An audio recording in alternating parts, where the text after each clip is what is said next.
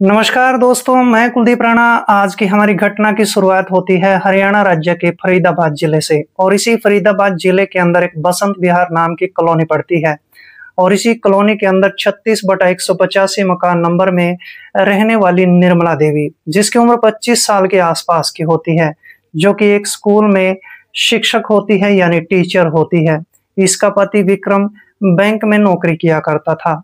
दोनों पति पत्नी जीवन में काफी खुश रहते हैं। थोड़ा वक्त गुजरने के बाद विक्रम सोचने लगता है कि मैं बैंक में नौकरी करने जाता हूँ और मुझे भी ऑटो रिक्शा पकड़नी पड़ती है और मेरी पत्नी स्कूल में पढ़ाती है, ये भी ऑटो रिक्शा से जाती है।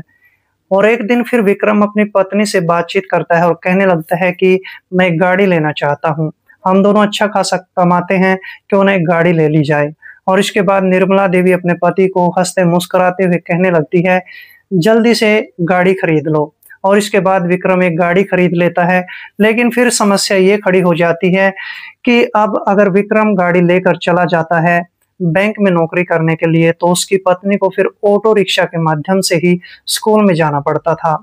ये सबसे बड़ी समस्या पैदा हो जाती है और इसके बाद विक्रम फिर एक ड्राइवर रख लेता है।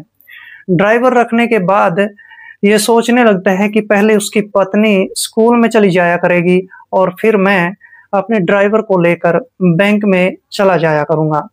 और जो इन दोनों ने ड्राइवर रखा था उसका नाम आलोक होता है। आलोक की उम्र लगभग 28 साल के आसपास की होती है। लगभग 2 महीने का वक्त गुजर जाता है। इन 2 महीनों के दौरान इस आलोक ड्राइवर ने विक्रम और उसकी पत्नी का दिल जीत लिया था, मन जीत लिया था।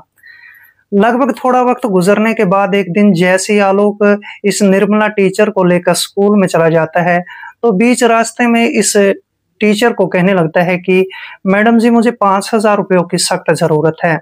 निर्मला देवी उसी समय इस ड्राइवर आलोक को कहने लगती है कि मैं तुम्हें 5,000 रुपये नहीं दे सकती हूँ, तुम विक्रम से बातचीत कर लेना। लेकिन थोड़ी देर के बाद वो ड्राइवर कहने लगता है कि मैंने विक्रम से पूछा था लेकिन उसने मना कर दिया है।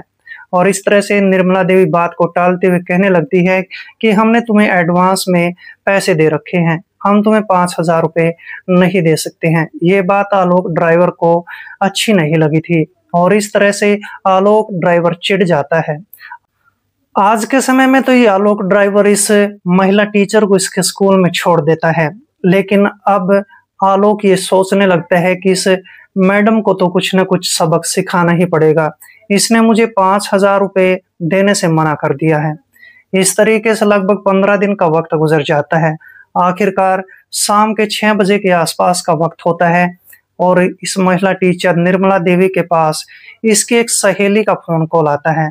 इसकी सहेली का नाम रवीना होता है। रवीना अब इसको कहने लगती है कि आज मेरे बेटे का जन्मदिन है और तुम्हें भी आना पड़ेगा, साथ में विक्रम को भी आना पड़ेगा। तब ये निर्मला देवी हंसते मुस्कुराते हुए कहने लगती है कि शाम के 8 बजे यानी रात के 8 बजे के आसपास मैं तुम्हारे घर पर पहुंच जाऊंगी। और इसके बाद फोन काट दिया जाता है।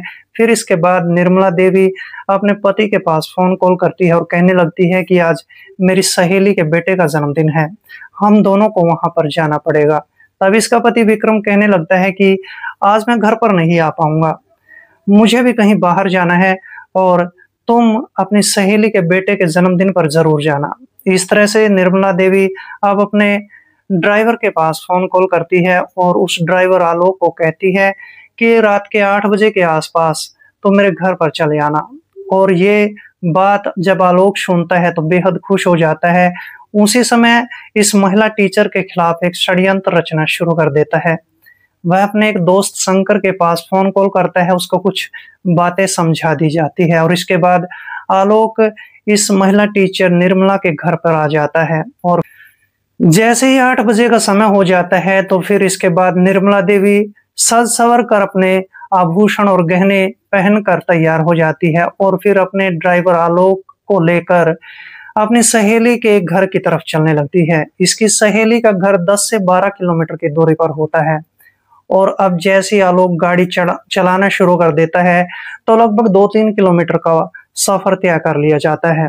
एक सुनसान इलाका देखकर उसी समय आलोक कुमार अपनी गाड़ी को रोक देता है और गाड़ी रोकने के बाद बहाना लगाते हुए इस टीचर महिला को कहा जाता है कि गाड़ी खराब हो गई है, और इसके बाद आलोक इस गाड़ी से बाहर निकलता है। फिर इसके बाद गाड़ी को जानबूझकर चेक करने लगता है। जैसे ही 5 मिनट का वक्त गुजर जाता है तो निर्मला देवी कहने लगती है कि अगर ये गाड़ी नहीं चलती है तो किसी और की गाड़ी देख लो, मैं उसमें चली जाऊंगी। और फिर इसके बाद ये जो आलोक ड्राइवर होता है जानबूझकर अपने दोस्त शंकर के पास फोन कॉल करता है।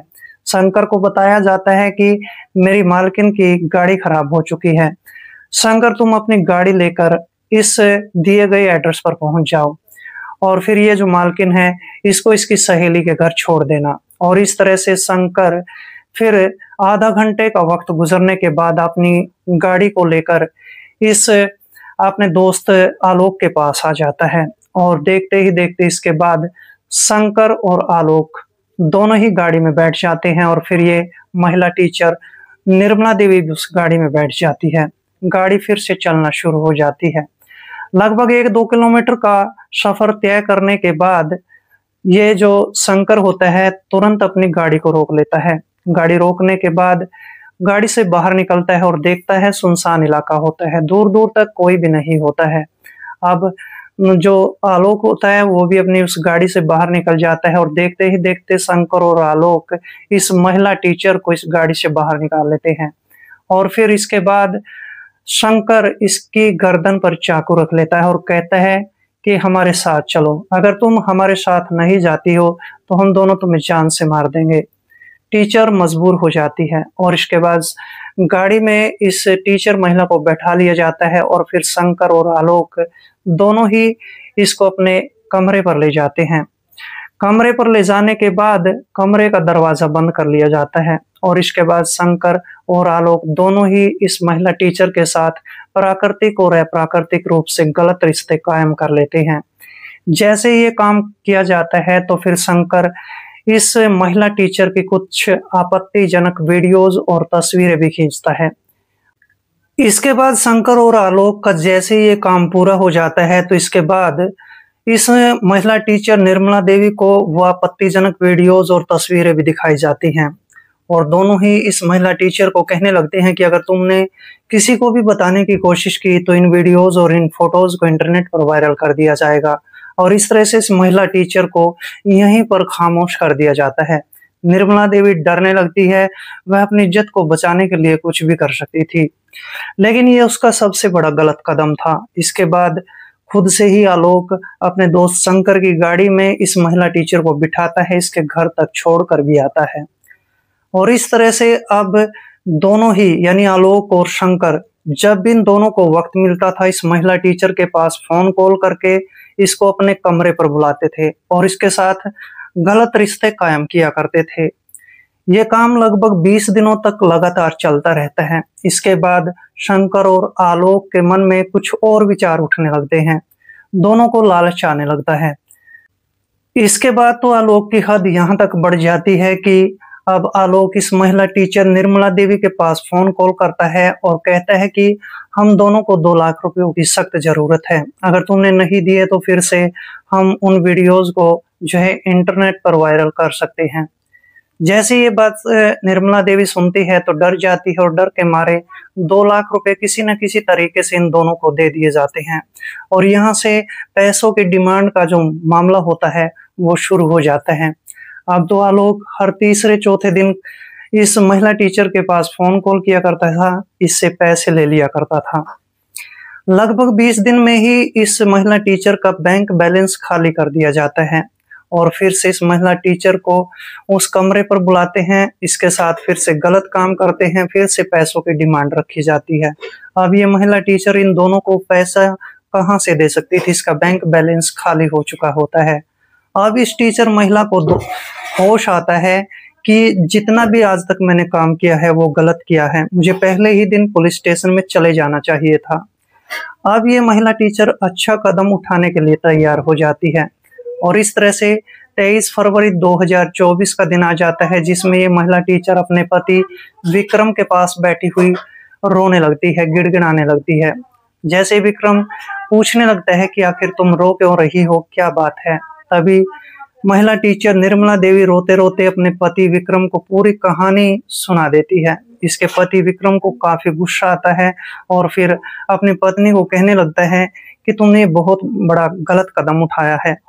जैसा ही तुम्हारे साथ ये पहले दिन हुआ था, तुम्हें तभी मुझे बताना चाहिए था। और इसके बाद इसका पति विक्रम अपनी पत्नी को लेकर नजदीकी पुलिस स्टेशन में पहुंच जाता है, जहां पर अनिल कुमार दरोगा बैठा हुआ था। उसको पूरी कहानी सुनाई जाती है और फिर अनिल दरोगा अपने 3-4 कांस्टेबल को लेकर उन दोनों लड़कों की तलाश शुरू कर देता है। 4 दिन के बाद शंकर और आलोक को पुलिस गिरफ्तार कर लेती है।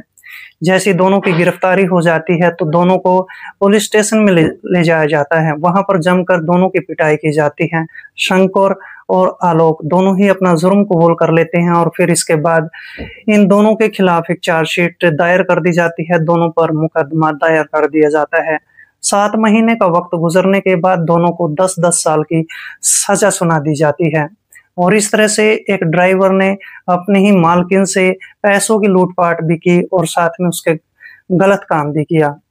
दोस्तों, इस घटना को सुनाने का मेरा उद्देश्य किसी का दिल दुखाना नहीं था, बल्कि आपको सजग करना था, आपको सतर्क करना था। तो मिलते हैं किसी ऐसी घटना के साथ, तब तक के लिए दोस्तों जय हिंद, वंदे मातरम।